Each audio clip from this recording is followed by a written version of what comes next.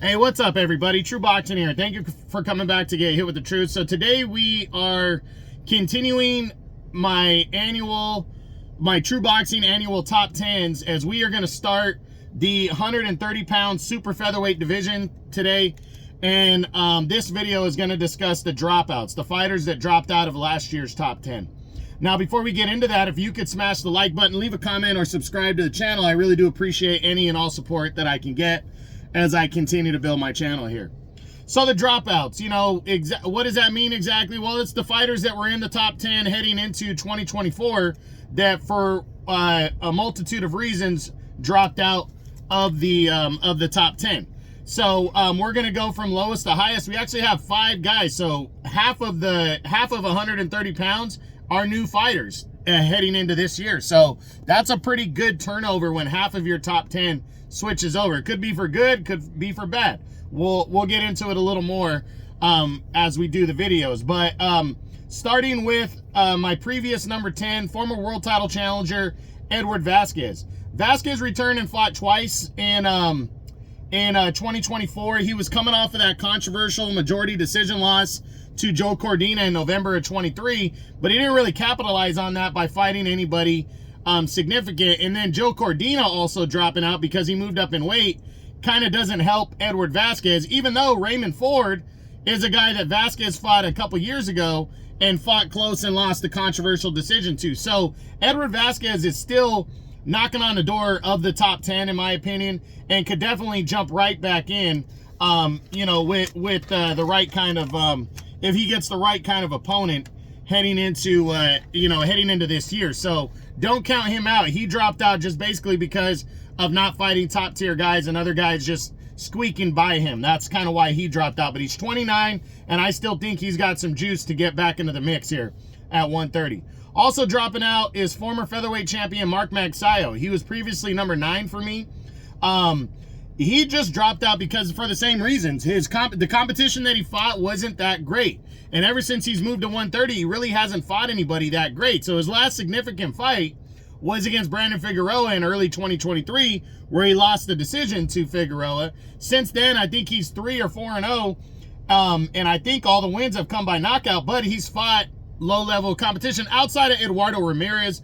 That was a decent opponent for him back in May of 24, where he got a convincing decision win in that one. But outside of that, you know, he's staying busy, which I appreciate, but other guys are just moving slightly ahead of him. He really is very close to the top 10. He's actually highly rated in the WBC. We'll get into that when we talk about the on the bubble guys.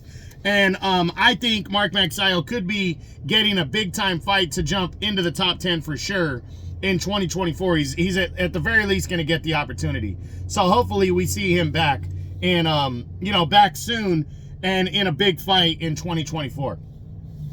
Next to drop out is former WBA champion Hector Luis Garcia. Garcia entered the year number 7. He was coming off back-to-back losses in 2023, though, starting with the loss to Tank Davis when he moved up to 135. Then he suffered the controversial split decision loss to Lamont Roach Jr., in which a knockdown that was recorded in the final round by Roach that was landed on the very top of his head, or behind his head, was actually an illegal blow and didn't get counted like that. He would lose his title off of that. He would never get a rematch for some reason, which I thought was ridiculous. And he actually didn't fight at all in 2024. So he drops out just for inactivity. He's 33 now, so I'm hoping he gets back into the mix either here or 135. I think Hector Luis Garcia is a very legitimate fighter. And I'd like to see him jump right back into the mix soon. So we'll see what happens, but I'm hoping to hear something on him early in the year, since he's been out for, I think, roughly 13, 14 months now. Next to drop out is former IBF champion Shavkat Rakhimov. He was previously number 5. He entered the year coming off of the loss in 23 to Joe Cordina by a split decision, but he had a lot rolling for him. And early in the year, he would take on Eduardo Nunez in his backyard of Tajikistan or something like that, wherever he's from. He would take him on in his home country and in an IBF final eliminator, the winner to get in line for the world title. And he would suffer an 11th round TKO loss in that one, a tough defeat.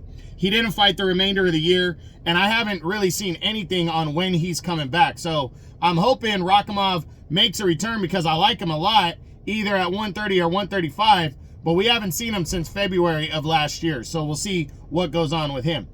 And then the final fighter to drop out of last year's top 10s is Joe Cordina, the former IBF champion. He entered the year number 3, had a lot going for him. He was coming off of a kind of a lackluster majority decision victory over Edward Vasquez, but was looking to bounce back into the mix and get big UK fights in 2024.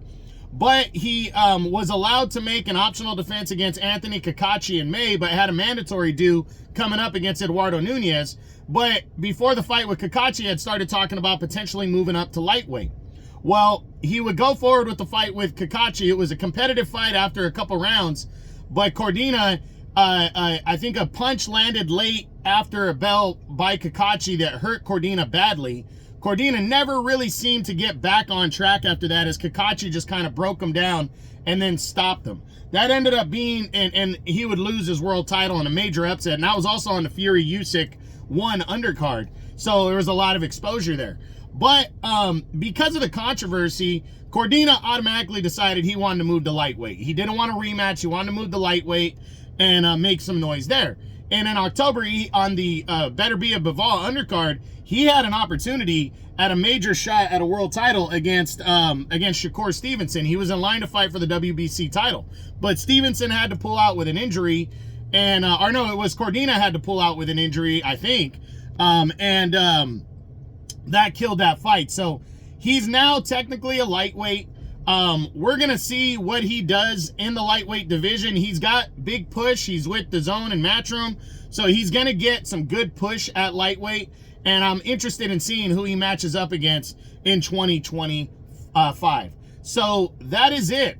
That is the dropouts for the 130-pound super featherweight division as my True Boxing annual top 10s continue. I hope you enjoyed the video. If you did, smash the like button, leave a comment, or subscribe to the channel. I appreciate any and all support. This is True Boxing, and you've been hit with the truth.